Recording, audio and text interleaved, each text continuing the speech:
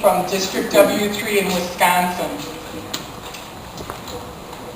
I'm Don Loomis from District 837, St. Louis. We chose right to work for our topic because it is so pervasive in the Midwest territory. Right now, only 2 of the states in the Midwest territory are not right to work. Missouri is technically not a right to work state until August, whenever the law would actually go into effect. So what we've done is we've come up with a plan to help voters in the state of Missouri realize what right to work would mean to us, or to people in Missouri. Are we up? Yes. Okay. Yep. We came up with 3 primary messages to educate all workers about right to work for less. Right to work for less means lower wages and benefits, which means you can't support your family. Right to work for less means workers don't have to join the union, but we still have to service them, which is totally unfair. It's the people's choice. We want the voters to decide. Now that number 3 thing is playing into what the Missouri AFL-CIO and all the unions in Missouri are trying to do, which is something called a referendum vote. And I'll explain that in a little while. We had some secondary messages to try and convince the other members of the state, the other voters in the state, that this isn't just a union issue. So our secondary messages were right to work for less weakens the power of the bargaining unit, which they understand that when we explain what the bargaining unit is. And where did this idea come? Where did the idea come from? Who's paying for it? It's all corporations, big business, very wealthy individuals. All the funding for right to work comes from very small amounts of people with very large amounts of money. No regular people actually pay for this. Also, we had workers' right to work. Workers in right to work for less states earn an estimated $1,558 less a year than workers in non-right to work states, obviously taking money out of their pockets. And our last secondary message, this would be fill in to try and convince people of why this would be bad, is right to work for less lowers workplace safety, which whenever you bring people in and you bust a union, unions are all about the people, the safety of the people, the advancement of people's lives, and the safety issue comes into play whenever you don't have a union anymore. Who's going to fight for you?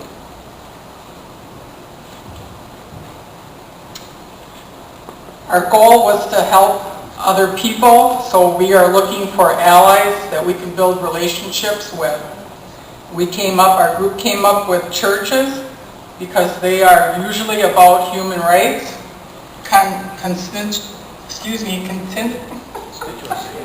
health, thank you, groups, low-wage worker advocacy groups, worker rights centers, the AFL-CIO, other labor unions, public service unions, local and state progressive and grassroots groups, and progressive media.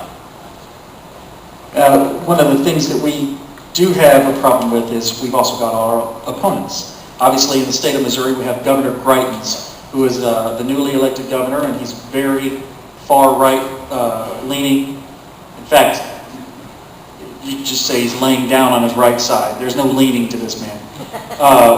So the other opponents would be people like the Koch brothers. Now in Missouri, they weren't the biggest donors. The biggest donor was a man named Humphreys down in Joplin, Missouri. Mostly because he owns a big corporation down there called Tamco. But we had some other people, Singerfield, and obviously the Koch brothers were also included in that. Other opponents are the corporations themselves, big business. We had the chambers of commerce for the different cities. They were primarily for right to work. They thought that maybe it was going to help them get more businesses in. We also had some rogue Democrats. We had a Democrat that actually introduced legislation that was against workers' rights. It was a paycheck deception thing, but they have sometimes voted in favor of the right-wing right to work stuff. And obviously we've got the right-wing media. There's plenty of that in Missouri. For media, we took to Facebook, and Walt Emerson out of Local 701 created our what does right to work really mean image. Vote no for right to work for less. Since Facebook currently boasts 1.5 billion active users per month, making it the top social media channel around the world, this is where we chose to start. Now, we chose the image, obviously, and you look at that shopping cart. Everything about that says this is what you're not going to have if you continue on this path. Now, the second illustration that we had was illustrated by Terry Healy of District 9. Did a great job. Kind of stole one of the cartoons we were looking at the other day, and I think he did a great job of it. This is a cartoon that basically shows, hey, right to work for less money. And the money's coming out of his pockets, and he's got his bills due right there beside him. It's just a visual image that's going to show people this literally is what's going to happen in people's houses. You're going to have to decide where that money's going to go. Getting our message into the media, which grows our image, we decided on Twitter. We have 3 messages: the real meaning of right to work, less money for you to support your family. And we would have attached that tweet to the first graphic with the shopping carts, just to give it that visual punch. The second one was, I want others to tell me where my earned money should go. I want less control of my career. Where do we end government overreach? We added the hashtag Stop Right to Work to all these, and that would have gone with the cartoon that was drawn, basically saying, hey, government, get out of my pocket. The third tweet was Missouri AFL-CIO President Mike Lewis explains what right to work for less really means. Now, we were going to attach that to the video that Brother Tim Young and Brother Joe Jackman, Tim Young's out of District 9, Joe Jackman's out of District 8, they put this video together for us. If you could play that video for us, that'd be great.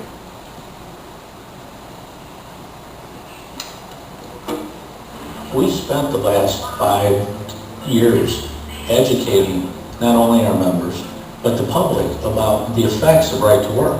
How everything from lower wages to higher infant mortality rates in right to work states, higher on-the-job injuries.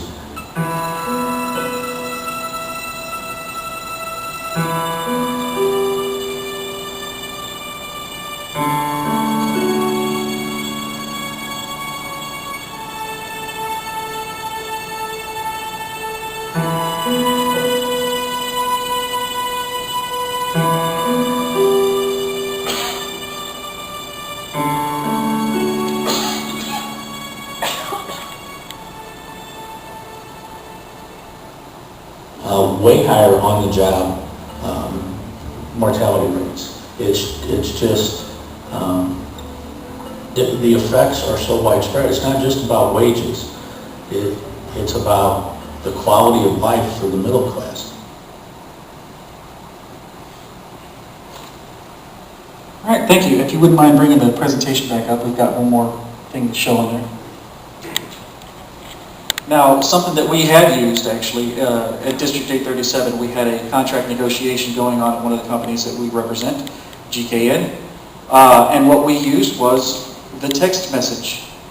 We signed up through AT&T, a text message app that allowed us to have people text in if they wanted updates on what the contract negotiations were going through.